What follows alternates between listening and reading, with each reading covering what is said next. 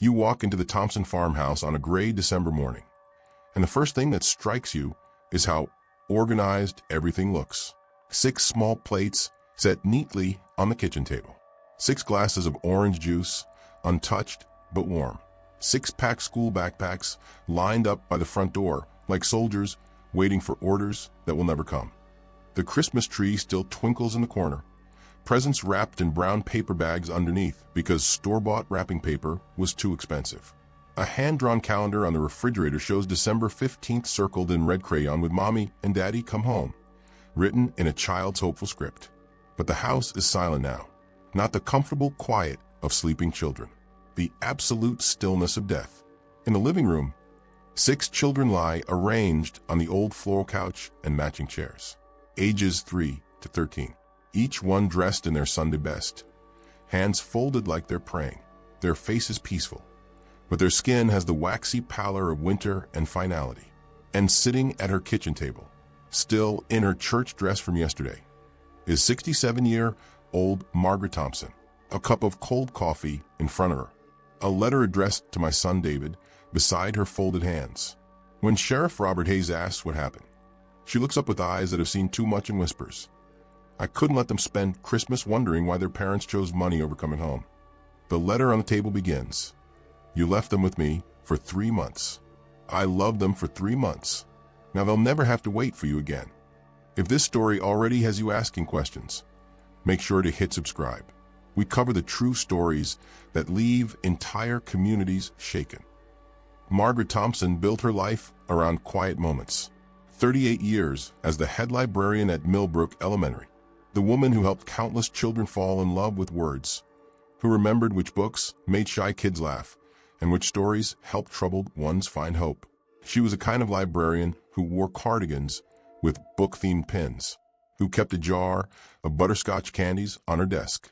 Who stayed after school to help students with reading assignments and sent books home with children whose families couldn't afford them. Maggie lived alone in the 2-bedroom farmhouse her late husband Robert had built 40 years ago. She kept his workshop exactly as he left it. His coffee mug still sat in the kitchen sink, unwashed, like he might come back from the barn any minute asking about dinner plans. The house was too big for one person, but perfect for visits from her son David's growing family. She converted Robert's old office into a playroom. Stocked the pantry with juice boxes and goldfish crackers. Kept a drawer full of coloring books and crayons for rainy days. Maggie lived on her teacher's pension and Social Security. Comfortable enough for one person who didn't need much. Who wore the same 3 sweaters in rotation. Who bought generic groceries and clipped coupons and considered dinner at McDonald's a special treat. She was a grandmother who remembered birthdays and sent hand-knitted scarves at Christmas. Who listened to endless stories about school drama and friendship troubles. Who never said no when David called asking if the kids could spend the weekend while he and Jessica went out of town. But comfortable for one wasn't comfortable for 7. The changes started small. Missing her weekly library volunteer shift because 6-year-old Emma had strep throat. Skipping her book club meeting because 13-year-old Michael had a science project due. Canceling her annual eye exam because she couldn't afford a babysitter for 6 children. Her neighbors in rural Montana were spread thin. The closest family lived 12 miles away down dirt roads that became impassable in winter. The community was aging, full of retirees who'd raised their own children decades ago and didn't have energy left for someone else's. Maggie was proud, too proud to ask for help, too proud to admit that 6 children under 13 might be more than one 67-year-old woman could handle alone. Too proud to tell her son that she was drowning slowly, one missed meal at a time. She started talking to herself while folding laundry. The same conversation over and over. They'll be home soon. It's already been 2 months. They'll be home soon. But what if they're not? The prescription bottles multiplied on her bathroom counter. Blood pressure medication she couldn't afford to refill. Heart pills that cost more than groceries for the week. Arthritis medicine that sat unopened because 6 children needed winter coats more than she needed pain relief. Some nights, after the children were finally asleep, Maggie would sit at her kitchen table with Robert's old calculator and a stack of bills. The math never worked. Her fixed income stretched like rubber, covering 6 mouths instead of 1. She sold Robert's tools, his fishing equipment, the antique china her mother had left her. Still not enough, but she kept buying the children what they needed. School supplies, new shoes when theirs wore through, medicine when they got sick, birthday presents wrapped in brown paper bags because that's all she could afford. Love looked different when it came with an expiration date, when it meant watching your own life disappear, one sacrifice at a time. David Thompson had always been ambitious. At 29, he'd married his high school sweetheart Jessica, joined the Army Reserves for the steady paycheck, and started building the American dream one paycheck at a time. 6 children in 8 years, a plan to buy a house, a vision of suburban stability that required more money than rural Montana could provide. The deployment opportunity came up in September. Both David and Jessica were reservists, but military protocol usually prevented married couples from deploying simultaneously. Someone in processing made an error, or maybe they just didn't care enough to check. "It's only 6 weeks," David told his mother over the phone. 8 weeks maximum. The kids will have fun on the farm, and we'll make enough extra money to put a down payment on that house in Helena. Combat pay was substantial. Hazard pay even more so. 2 months overseas could fund their dreams for the next 10 years. Maggie agreed because she loved her son and trusted him, because 6 weeks felt manageable, because the children were excited about staying with Meemaw on the farm, feeding chickens and learning to milk cows and having someone read them bedtime stories every single night. The deployment was voluntary. Both David and Jessica had signed up for extended duty, lured by the promise of extra pay and the adventure of serving together overseas. They posted photos from base social events. David in his uniform, grinning beside military vehicles. Jessica laughing with other female soldiers, captioning photos with "living my best life and proud to serve." What they didn't post were the emails from Maggie, the careful requests for more money, the gentle reminders that groceries for 6 children cost more than groceries for 1, the medical bills when little Emma broke her arm falling from Robert's old apple tree. "We're managing fine," Maggie would write. "Don't worry about us. Focus on staying safe." 6 weeks became 8 weeks. 8 weeks became 10. The Army kept extending their deployment, and David and Jessica kept saying yes. More money, more adventure, more time to be young and married and free from the daily chaos of raising 6 children. They called home once a week. Video chats where the children would crowd around Maggie's old laptop, fighting for screen time, begging their parents to come home. David would promise they'd be back soon. Jessica would remind them to be good for Meemaw. Then they'd hang up and go back to their adult lives of structured schedules and uninterrupted sleep. The children stopped asking when Mommy and Daddy were coming home. They learned to depend on Meemaw for everything. Homework help, bedtime stories, Band-Aids for skin knees, comfort when nightmares woke them up missing their parents. By December, the deployment had stretched to 3 months with no end date in sight. David's emails became shorter. Jessica's video calls less frequent. They were building their future, they said, making sacrifices for the family's long-term stability. But the family was falling apart in real time, and the woman holding it together was coming undone, one unpaid bill at a time. You wake up at 5:30 a.m. in Margaret Thompson's farmhouse, and the weight of responsibility hits you before your feet touch the cold wooden floor. 6 children, 2 bedrooms, one exhausted grandmother trying to keep everyone fed, clean, and hopeful. The baby wakes first. Always 3-year-old Sophie, still in pull-ups, because Maggie can't afford the training pants that might help with potty training. The child needs everything: breakfast, getting dressed, constant supervision to keep her from wandering into the barn where Robert's old equipment sits rusting and dangerous. Wake the school-age children. Pack 6 lunches with whatever's left in the refrigerator. Check homework that's beyond Maggie's understanding. 13-year-old Michael's algebra problems. 9-year-old Sarah's science project about the solar system. 6-year-old Emma's reading assignment that requires parental signature. The school bus comes at 7:45. For children climb aboard, backpacks patched with duct tape, wearing coats from the church donation box because new ones cost too much. They wave goodbye through fog windows, and Maggie waves back with Sophie on her hip and 2-year-old Tommy clinging to her legs. The day stretches endlessly. keeping toddlers entertained in a house with no cable television, no internet fast enough for kids shows, no money for new toys or activities. Sophie colors with broken crayons. Tommy plays with wooden blocks Robert made decades ago for David. Lunch is whatever stretches. Peanut butter sandwiches on day-old bread. Soup made from chicken bouillon and whatever vegetables are marked down at the grocery store. The children eat without complaint because they've learned that complaints don't create more food. Nap time is sacred. An hour when Maggie can sit in Robert's old recliner and close her eyes, pretending she's not counting down the hours until bedtime. The school children return at 3:30 with homework, permission slips, requests for school supplies Maggie can't afford. Michael needs poster board for his history project. Sarah's class is going on a field trip that costs $15 per child. Emma lost her library book and owes replacement fees. Maggie nods and promises to take care of everything. She always takes care of everything. She sells another piece of Robert's equipment, skips her own doctor appointment, waters down the milk to make it last longer. Dinner is creativity born from necessity. One chicken breast becomes soup for 7 people. A box of pasta feeds everyone if she adds enough water and calls it special sauce. The children have learned not to ask for seconds. Bedtime is organized chaos. Baths and shifts because the hot water tank is small and old. Teeth brushed with dollar store toothpaste. Stories read by lamplight because the electricity bill is overdue and Maggie is trying to conserve power. The children pile into 2 bedrooms, 3 to bed, sharing space and blankets and the quiet understanding that this is temporary. That mommy and daddy are coming home soon.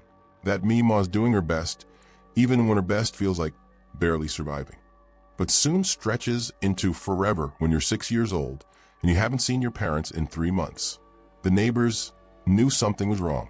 Mrs. Eleanor Hayes, whose farm sat a half-mile down the road, noticed Maggie's car making frequent trips to town, saw her at the grocery store with a calculator, adding prices before putting items in her cart. She looked tired. Eleanor would tell reporters later. Not just sleepy tired, soul tired. The school called about Michael's grade slipping, about Sarah falling asleep during math class, about Emma hoarding snacks in her desk because she was afraid there wouldn't be enough food at home. Child Services was called once. Caseworker Jennifer Mills found 6 children who were clean, fed, and clearly loved. Maggie answered all the right questions with all the right words. Are you receiving support from the children's parents? Yes, they're serving overseas. They send what they can. Do you have adequate resources to care for 6 children? We're managing. The children are healthy and happy. Is this arrangement temporary? Yes, their parents will be home soon. The lies came easily because the truth was too complicated. How do you explain that you're drowning slowly? That every day feels like holding your breath underwater? That you love these children so much it's killing you? But their parents seem to have forgotten they exist? Jennifer noted that the house was overcrowded but clean. The children appeared well cared for despite the obvious financial strain. Maggie seemed competent if overwhelmed. Case closed. What Jennifer didn't see was Maggie crying quietly in the bathroom while 6 children slept. The way she'd stand at the kitchen window staring down the empty driveway, willing David's truck to appear. The conversations she had with Robert's ghost in the workshop, asking him what to do when love isn't enough. December 10th arrives with news that changes everything. You're sitting at Margaret Thompson's kitchen table when the email comes through on her old laptop. The subject line reads, "Deployment extended, great news."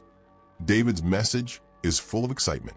Military bureaucracy has offered them another month overseas. More combat pay, more hazard pay, enough money to not just buy a house, but to buy their dream house. The 4-bedroom colonial in Helena with the big backyard and good schools. I know this is hard on you, Mom, he writes, but we're so close to having everything we worked for. Jessica and I talked about it, and we just can't pass up this opportunity. The kids will understand when they're older. We're building their future. The email includes photos from the base Christmas party. David and Jessica in their dress uniforms, smiling beside a decorated tree. Other soldiers and their spouses, laughing and toasting their extended deployment. Jessica's caption reads, "Sometimes the best Christmas gift is the chance to serve your country longer." Maggie reads the email 3 times before the words sink in. For months, her son and daughter-in-law are choosing to stay away for 4 months. Not because the military requires it, because they want the money more than they want to come home to their children. She looks around at the chaos that has become her life. 6 children's artwork covering the refrigerator, toys scattered across every surface, laundry piled in baskets because she can't afford to run the dryer more than once a week. The Christmas presents under the tree are wrapped in brown paper bags because pretty wrapping paper costs money she doesn't have. She's made most of the gifts herself: knitted scarves, wooden toys, Robert's tools, help her craft, books from the library's discard pile that she's carefully repaired. She walks to the children's bedrooms and watches them sleeping. 6 small bodies sharing 2 beds, crowded together for warmth because she keeps the heat low to save money. They're beautiful children, smart children, children who deserve parents who choose them over combat pay. In the kitchen, she opens her laptop again and stares at David's email, at the photos of her son and daughter-in-law living their best life while she lives their parental responsibilities. She starts to type a response. David, I understand the opportunity is significant, but I need you to understand that I'm 67 years old and I've been caring for 6 children on a fixed income for 3 months. I'm behind on bills. I've sold everything your father left me. I can't do this much longer. She deletes it. Starts again. The children miss you terribly. They ask about you every day. They need their parents, not just their grandmother. Deletes it. Starts again. Please come home. I'm drowning. Deletes it. Finally, she closes the laptop without responding. What's the point? David and Jessica have made their choice. Money over family. Future dreams over present reality. Their ambitions over their children's needs. That night, after the children are asleep, Maggie sits in Robert's workshop surrounded by the tools she sold and the memories she can't afford to keep. She talks to her dead husband like she has every night for the past 5 years. They're not coming home, Robert. They found something more important than their babies. The silence echoes back at her, full of judgment and heartbreak. Those children love me, but they need their parents, and their parents chose money instead. She looks at the calendar on the workshop wall. December 15th is circled in red. The day David and Jessica were supposed to return. The day the children have been counting down to for weeks. 5 more days of false hope. 5 more days of watching 6 children believe in parents who've already abandoned them. Maggie makes a decision that will change everything. If David and Jessica want to choose money over their children, she'll make sure those children never have to feel abandoned again. Sunday, December 14th dawns cold and gray, with snow threatening in the low-hanging clouds. Margaret Thompson wakes before the children and makes a decision that has been building for weeks. She dresses in her Sunday best, the navy blue dress she wore to Robert's funeral, the pearl earrings he gave her for their 20th anniversary. Today will be special. Today will be perfect. Today will be the last day 6 children have to wonder if they're loved enough to be chosen. She makes their favorite breakfast, real pancakes, not the boxed mix she's been using to save money. Fresh strawberries that cost too much but taste like childhood.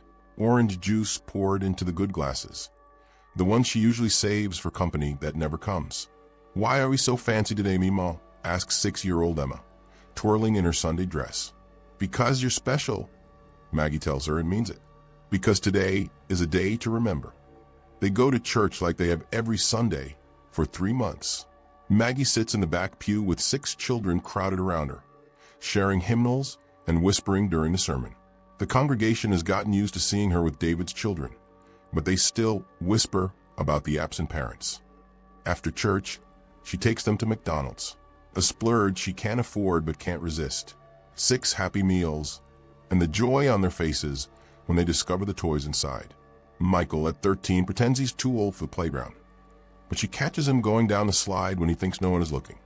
They spend the afternoon at home doing quiet things, coloring, reading stories, watching the old Christmas movies she has on VHS. Sophie falls asleep in her lap during a Charlie Brown Christmas. Tommy builds towers with his blocks and knocks them down, giggling every time. As evening approaches, Maggie suggests they all sleep in the living room. A slumber party, she calls it. Something special before Mommy and Daddy come home tomorrow. The children are excited. They drag pillows and blankets into the main room, arguing over who gets to sleep closest to the Christmas tree. It's the kind of spontaneous joy that happens when children are given something unexpected. Maggie prepares 6 cups of hot chocolate, real cocoa, not the powder kind, whipped cream on top, and marshmallows that she bought with her last $5. A treat for her special babies. She crushes her medications carefully in the kitchen while the children arrange their sleeping spots. Blood pressure pills, heart medication, the anxiety medication she rarely takes because it makes her feel disconnected. Everything she's accumulated over years of trying to keep her body functioning long enough to care for others. The powder dissolves easily in the hot chocolate. Tasteless, invisible. Drink up, she tells them. Every drop, it's made with extra love. They trust her completely. Why wouldn't they? She's been their constant for 3 months. She's never lied to them, never let them down, never chosen anything over their well-being. One by one, they grow sleepy. Sophie first, curling up with her favorite stuffed rabbit. Then Tommy, thumb in his mouth like he's been trying to break the habit for months. The school-aged children fight it longer, trying to stay awake for the special night. But eventually they too succumb to the overwhelming drowsiness. Maggie sits in the center of it all, watching their breathing slow and deepen. She strokes their hair, hums the lullabies she used to sing to David when he was small, tells them they're good children, that they're loved, that their parents just forgot how to show it. You won't have to wait anymore, she whispers to each sleeping face. You won't have to wonder if you're worth coming home for. The house grows quiet, not the temporary quiet of sleeping children who might wake at any moment. The absolute quiet of children who will never wake again. When it's over, Maggie arranges them carefully. 6 small bodies on the couch and chairs, positioned like they're watching television together. She covers each one with their favorite blanket, smooths their hair, folds their hands like they're saying bedtime prayers. They look peaceful, more peaceful than they ever looked when they asked about Mommy and Daddy coming home. She sits at her kitchen table and writes a letter in her careful teacher's script. David, you left them with me for 3 months. I loved them for 3 months. You chose money over coming home to them. I chose to make sure they never have to feel abandoned again. They died knowing they were loved. That's more than you gave them while they lived. Your mother. Then she sits in Robert's old recliner and waits. For discovery, for judgment, for the simple end of a responsibility that became too heavy to carry. The Christmas tree lights twinkle. The snow begins to fall outside, and Margaret Thompson closes her eyes for the last time as a free woman. Sheriff Robert Hayes gets the call Monday morning at 8:47 a.m. Mrs. Eleanor Hayes, no relation, despite the shared name, called to report that she hasn't seen any activity at the Thompson farm since yesterday morning. Margaret never misses taking the kids to catch the school bus. Eleanor tells the dispatcher, and I can see her driveway from my kitchen window. No one's moved that car since they got back from church yesterday. Hayes has worked rural Montana law enforcement for 23 years. He knows the Thompson family, knows about David's deployment, knows Maggie's been struggling to manage 6 children on her own, though she's too proud to admit it. He drives the half-mile down the dirt road to the farmhouse, noting the untouched snow in the driveway. No footprints, no tire tracks, like the world stopped moving sometime Sunday evening. The front door is unlocked. It's always unlocked. With 6 children running in and out, locks are more trouble than they're worth in rural Montana. Hayes knocks, calls out. No response. He pushes the door open and steps inside. The first thing he notices is how peaceful everything looks. No chaos, no scattered toys, no evidence of the usual morning rush to get children ready for school. Then he sees them. 6 children arranged on the living room furniture like they're watching a movie together. Each one dressed in their Sunday clothes. Each one covered with a handmade blanket.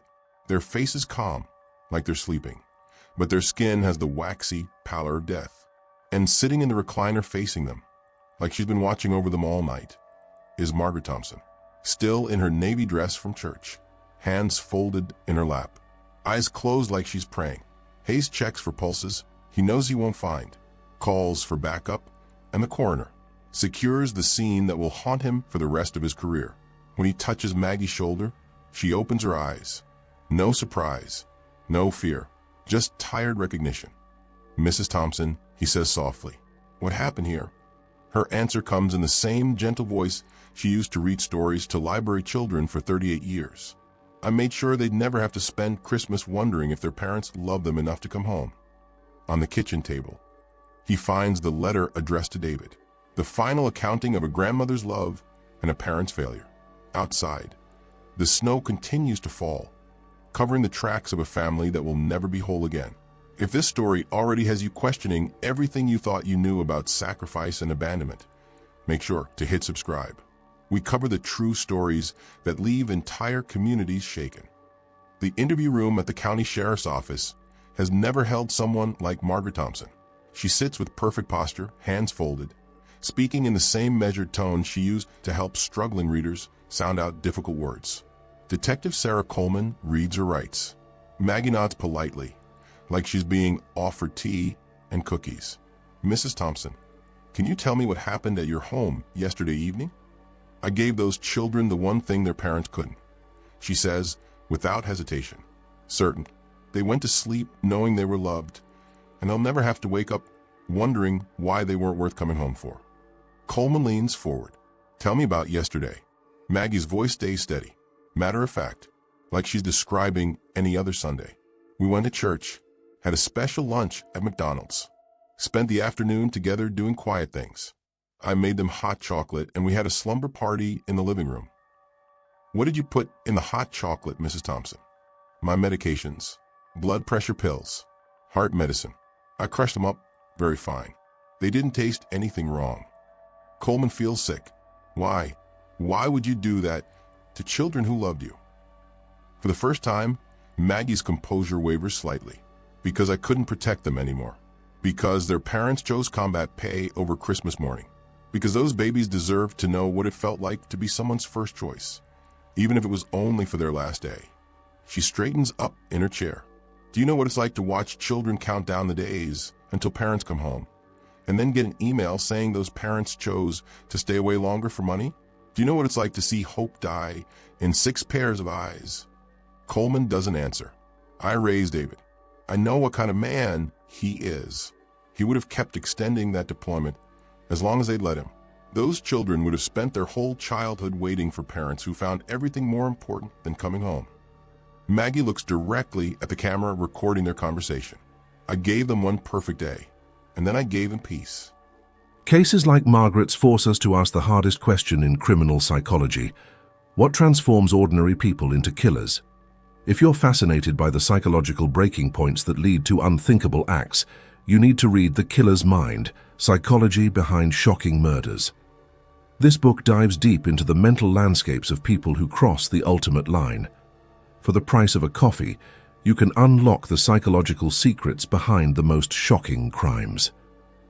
Check the description below this video to get your copy and understand what really drives people to murder.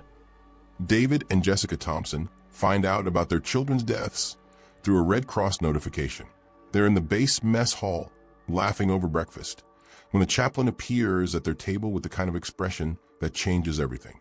I need to speak with you both privately. The flight home takes 18 hours. 18 hours of David staring out airplane windows while Jessica sobs in the seat beside him. 18 hours of knowing they chose money over the last Christmas they'll ever spend with their children. They land in Montana to find a media circus waiting.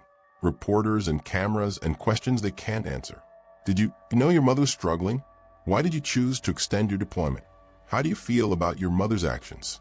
David pushes through the crowd without speaking. Jessica hides her face and cries. But the internet has already seen the photos. The social media posts about their extended deployment being great news. The base Christmas party pictures captioned with excitement about serving longer. The comment sections are brutal. You killed those kids just as much as she did. 6 children died because you wanted a bigger house.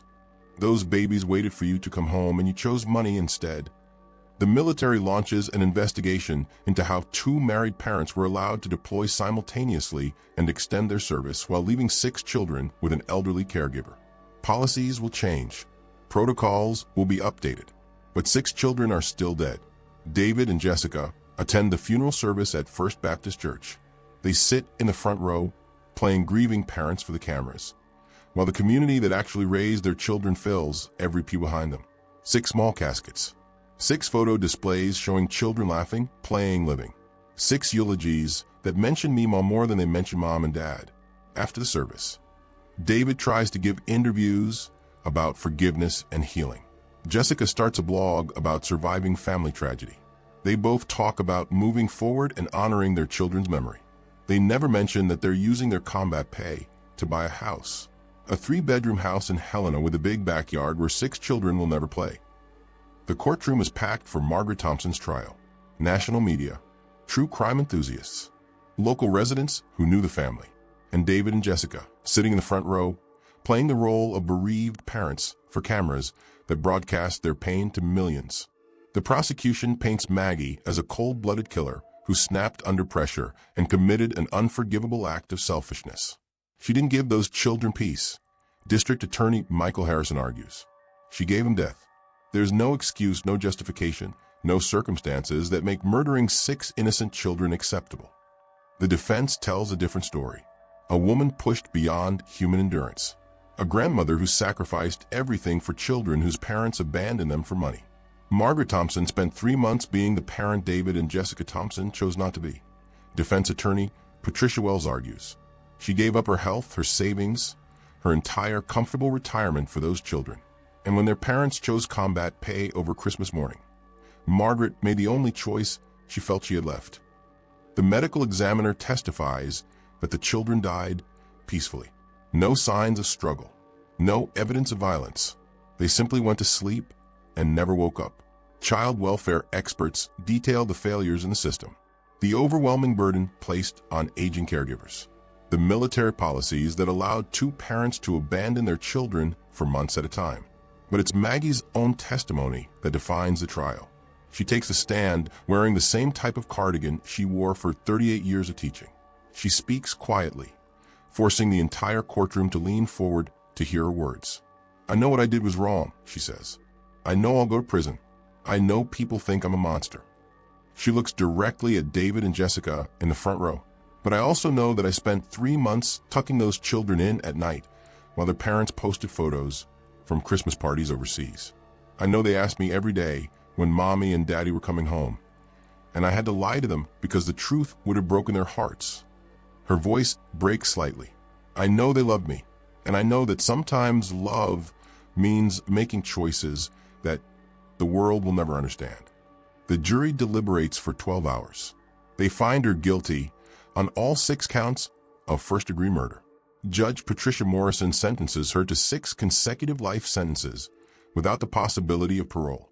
Maggie nods politely, says, "Thank you, Your Honor." She's led away in handcuffs, still wearing her cardigan, outside the courthouse. David gives interviews about forgiveness and moving forward. He announces plans to start a foundation supporting military families affected by deployment separation. He never mentions that he and Jessica are using their combat pay to buy a house where 6 children will never live. The Thompson farmhouse stands empty now, windows boarded, the Christmas tree still visible through gaps in the plywood. The county wants to demolish it, but the family can't agree on what to do with the property where 6 children died. David and Jessica move to Helena as planned. They buy their dream house, 4 bedrooms, big backyard, good schools. They post photos of their new beginning on social media, carefully cropped to avoid showing the empty bedrooms that were supposed to be filled with children's laughter. Sheriff Robert Hayes retires early. He can't drive past rural farmhouses anymore without wondering who's drowning behind closed doors. Can't answer welfare checks without seeing 6 small bodies arranged on living room furniture. Mrs. Eleanor Hayes moves to town to live with her daughter. She tells people it's because the farm is too isolated, but her family knows better. She can't look across that empty driveway without remembering the morning she realized something was wrong. The case sparks national debate about military deployment policies, about the burdens placed on aging caregivers, about the children who are forgotten by everyone except the people who love them past their breaking point. Some people call Margaret Thompson a monster.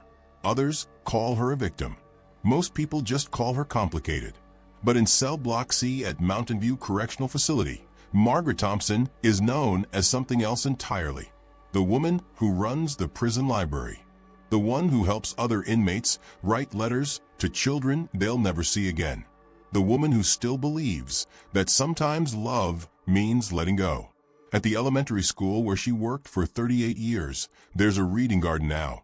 6 small benches arranged in a circle, each one engraved with a child's name. Children come here to read during recess, sitting where Margaret once sat helping struggling students sound out difficult words. The dedication plaque reads, "In memory of 6 children who were deeply loved." It doesn't mention their grandmother. It doesn't mention how they died. It just acknowledges that love isn't always enough, but it's still worth remembering. In her cell at Mountain View, Margaret Thompson keeps a class photo on her small desk. 38 years of elementary school children, all the students she helped learn to read before she learned what it meant to love children who weren't hers. She looks at it every night before she goes to sleep in a bed meant for one person, in a room where silence is natural instead of forced by tragedy. The last entry in her journal, found on her kitchen counter after her arrest, read, "They say I'm evil. They say I snapped. But I looked into 6 pairs of eyes that had learned their parents could choose money over Christmas morning, and I couldn't bear to watch them learn that love always comes with conditions. I gave them the only unconditional thing I had left to give." 6 children died in rural Montana on a snowy December night. They died peacefully, surrounded by the only love they'd known to be constant. They died believing they were special enough for a slumber party, sweet enough for real hot chocolate, important enough to be chosen first, even if it was the last choice anyone would make for them. Some stories don't have heroes and villains. Some stories just have people pushed beyond the limits of human endurance by circumstances that should never fall on one person's shoulders. Some stories force us to ask questions we don't want to answer. Whether love can justify the unthinkable. Whether mercy can look like murder. Whether the most tragic crimes are committed by the people trying hardest to do right. Margaret Thompson will spend the rest of her life in prison. She'll never help another child learn to read. Never knit another Christmas scarf. Never sit in her husband's workshop talking to his ghost about impossible choices. But somewhere in Montana, there's an empty farmhouse where Christmas lights still twinkle through boarded windows. 6 small graves with flowers that someone replaces every Sunday. A reading garden where children sit on benches carved with names they'll never know belong to kids who died waiting for parents to choose them over money. And the question that haunts everyone who knows this story: was Margaret Thompson a monster who killed 6 children, or a grandmother who loved them enough to ensure they never felt abandoned again? The answer depends on how you define love, how you define sacrifice, how you define the moment when protection becomes destruction. What you just heard isn't just a crime story. It's a psychological puzzle that most people can't solve. Why do loving grandmothers become family annihilators? What mental switch flips in ordinary minds that makes murder feel like mercy? I've spent years studying these questions for my book, The Killer's Mind: Psychology Behind Shocking Murders. Inside, you'll discover the hidden psychological patterns behind the most shocking family crimes, the warning signs everyone missed, the mental breaking points, the twisted logic that makes killers believe they're saving their victims. Get your copy for the price of a coffee in the description below and finally understand what creates monsters. David and Jessica Thompson live in their dream house now. 4 bedrooms for 2 people. A big backyard where no children play. They've moved on, they say. They've healed. They've forgiven. But they've never explained why they chose to stay overseas for Christmas. Why combat pay mattered more than Christmas morning. Why they extended a deployment while 6 children counted down the days until their parents came home. Maybe that's the most terrifying part of all. Maybe there is no explanation. Maybe there are just 6 children who deserved better than the adults who were supposed to protect them, and one woman who decided that death was better than a lifetime of being someone's last priority. In the end, Margaret Thompson gave those children the one thing their parents never could: the certainty that they were loved enough to be chosen first. Even if that choice destroyed everything, even if that choice was murder. If you believe these stories deserve to be told, don't forget to subscribe. We're here to say the things no one else will.